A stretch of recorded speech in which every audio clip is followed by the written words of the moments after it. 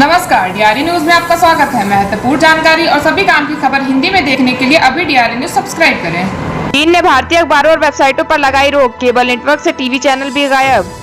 Beijing ANI Ladakh की गलवान घाटी में चल रहे तनाव के बीच चीन ने भारतीय समाचार पत्रों और वेबसाइटों पर रोक लगा दी है, जबकि भारत में चीनी अखबारों और वेबसाइटों पर किसी तरह की कोई रोक नहीं है।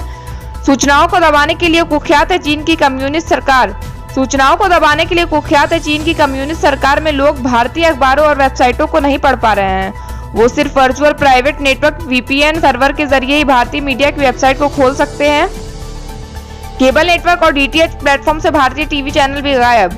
चीन में केबल नेटवर्क और डीटीएच से भारतीय टीवी चैनल भी गायब हो गए हैं। भारतीय टीवी चैनल को केवल इंटरनेट प्रोटोकॉल आईपीटीवी यानी इंटरनेट के जरिए ही देखा जा सकता है। इसके अलावा कम्युनिस्ट शासन वाले चीन में पिछले 2 दिनों से आईफोन और डेस्कटॉप पर एक्सप्रेस वीपीएन भी काम करना बंद कर दिया है। रेल यात्रियों को मिली बड़ी राहत, स्पेशल ट्रेनों के लिए तत्काल टिकट बुकिंग की सुविधा शुरू। भारतीय रेलवे ने 29 जून से सभी स्पेशल ट्रेनों के लिए तत्काल टिकटों की बुकिंग फिर से शुरू कर दी है। कोरोना महामारी के बीच भारतीय रेलवे ने इस सुविधा पर रोक लगा दी थी। भारतीय रेलवे की सीमित ट्रेनों में भी तत्काल रिजर्वेशन की बुकिंग चालू हो गई है। कोरोना संकट के चलते यात्री ट्रेनों का संचालन 25 मई से ही बंद है। ट्रैक पर केवल 230 ट्रेनों का ही संचालन हो पा रहा है, जिसमें यात्रियों की सुविधा के लिए तत्काल श्रेणी में टिकट की बुकिंग चालू हो गई है। इससे इमरजेंसी में यात्रा करने वालों के लिए अधिक किराए वाले टिकटों की तत्काल बुकिंग खोल दी गई है। इस श्रेणी में टिकटों की बिक्री 24 घंटे पहले ही शुरू की जाती है। तत्काल कोटे में एसी क्लास के लिए टिकटों की बुकिंग सुबह 10 बजे से, जबकि स्लीपर क्लास के लिए 11 बजे खुलती है। फिलहाल तत्काल टिकटों की बुकिंग 30 राजधानी स्पेशल ट्रेनों और 200 सामान्य स्पेशल ट्रेनों के लिए कराया जा सकता है। रिजर्वेशन ऑनलाइन कराए जा सकते हैं। अमेरिका ने चीन की कंपनी हुआवे और ZTE को देश के लिए खतरा बताया, लगाई कारोबार पर पाबंदी। वॉशिंगटन राइटर अमेरिका के संघीय संचार आयोग FCC ने मंगलवार को औपचारिक रूप से चीन की कंपनी हुआवे और ZTC कॉर्प को देश की सुरक्षा के लिए गंभीर खतरा बताते हुए इनके साथ किसी तरह के कारोबार पर पाबंदी लगा दी है।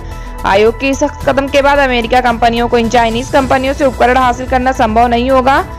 अमेरिकी कंपनियां सरकार से मिले $8.3 अरब से ग्रामीण क्षेत्र के संचार नेटवर्क को दुरुस्त करने के लिए चाइनीज कंपनियों से उपकरण हासिल करने को ललाई। 10वीं और 12वीं के नतीजे 15 जुलाई तक। CBSE न्यू असेसमेंट स्कीम से घोषित करेगा परिणाम। बोर्ड ने 10वीं और 12वीं की कक्षाओं के रिजल्ट के बचे पेपरों के लिए अलग मार्किंग सिस्टम के आधार पर 15 जुलाई तक किए जाने की घोषणा की है।